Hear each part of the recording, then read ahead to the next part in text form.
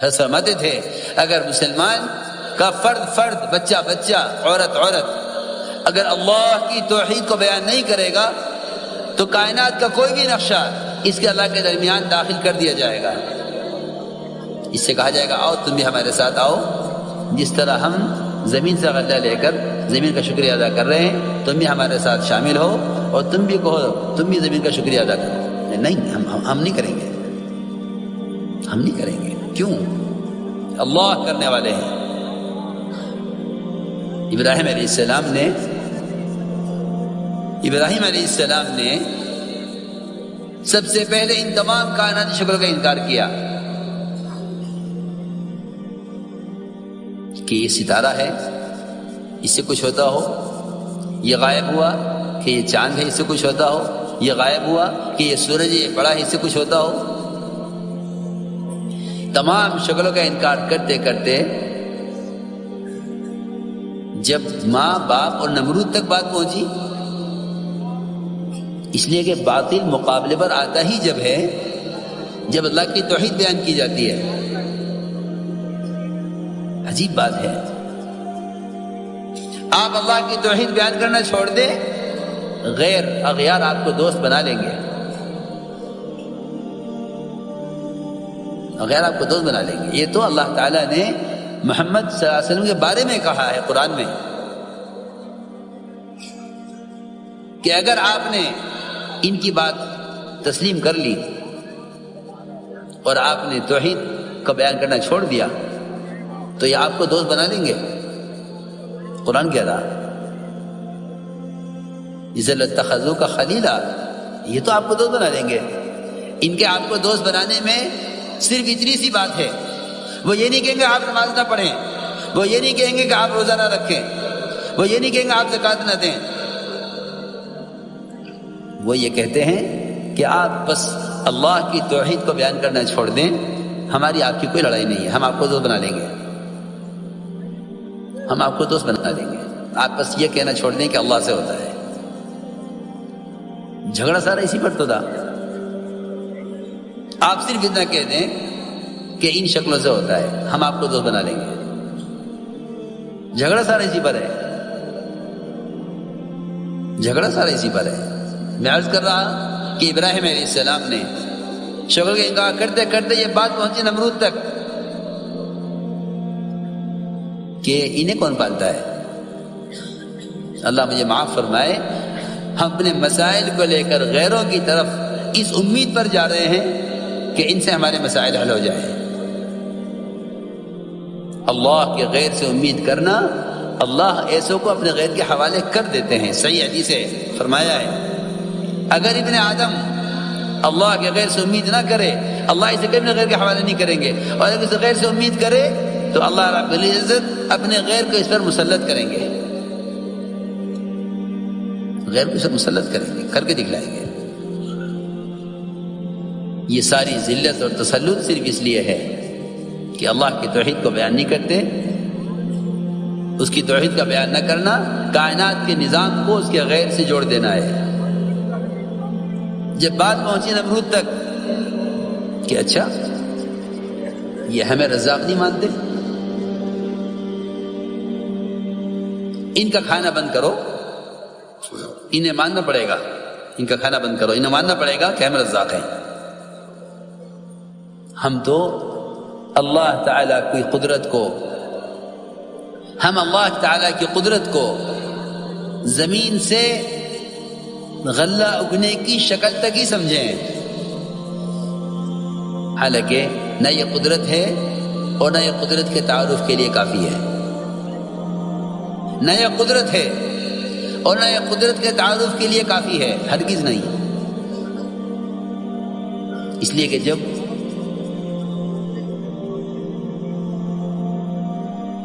کمائی کے نقشوں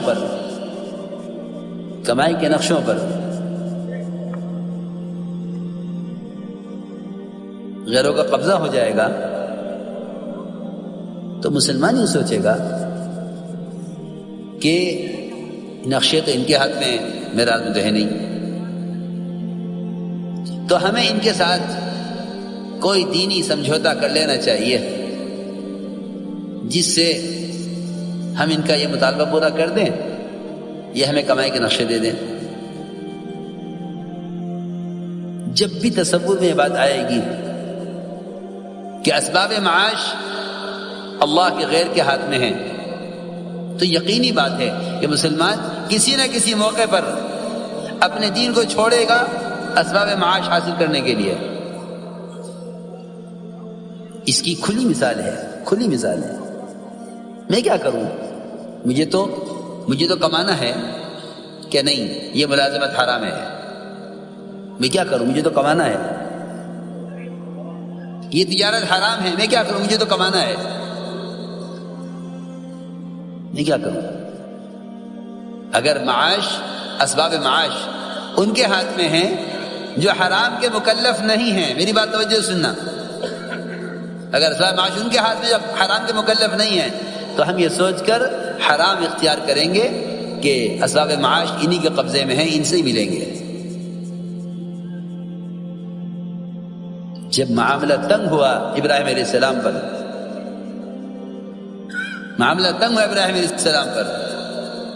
اور اس نے طے کر لیا کہ انہیں کھانا نہیں ملے گا تو یہ جائیں گے کہاں؟ میرے پاس آئیں گے، جائیں گے کہاں؟ جس اللہ مجھے معاف فرمائے، ہم نے اجتماعی طور پر یہ سوچ لیا ہے کہ بھئی ہمارا تو کوئی پرسان حال ہے نہیں۔ میں قسم کھا کر کہہ سکتا ہوں، اگر مسلمان اپنے آپ کو قوم سمجھے گا تو پھر یہ قومیت کی بنیاد پر مغلوب ہو کر رہے گا۔ مسلمان قوم نہیں ہے، اسلام قومیت کا نام نہیں ہے، اسلام قومیت کا نام نہیں ہے، اسلام اطاعت کا نام ہے۔ مسلمان کسی قوم کا نام نہیں ہے۔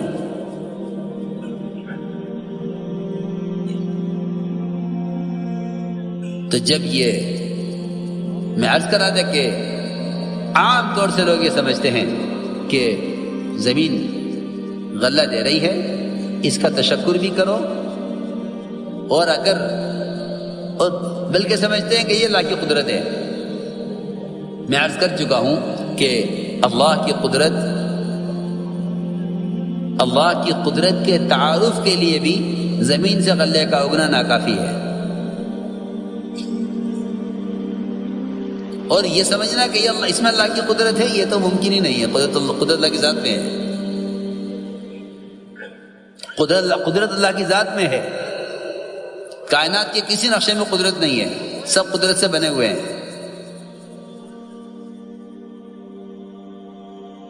بلکہ جب ابراہیم علیہ السلام کے لیے کھانا بند ہو گیا،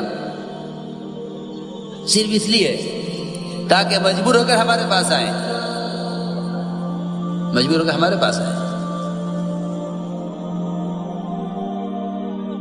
اللہ کی شان، اللہ نے یہ دکھلایا کہ ان کے ہاتھ میں تو وہ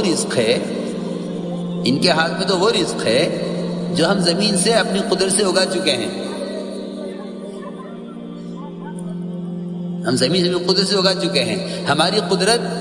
ہماری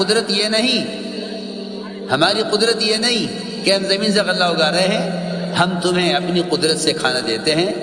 جو بوری مٹی کی بھری ہوئی گھر کی مرمت کے لیے لا کر رکھی گئی تھی، اللہ نے اس پوری مٹی کی بوری کو آٹے میں تبدیل کر دیا۔ رزاق ہم ہے۔ تو ہماری قدرت یہ مت سمجھو کہ ہم زمین سے غلہ دینے کے پابند ہیں۔ اس لیے میں عرض کر رہا ہوں، کائنات اللہ کا ضابطہ نہیں ہے،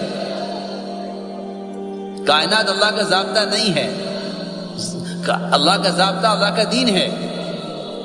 تم حکم پورا کرو، ہم تمہیں قدرت سے پالیں۔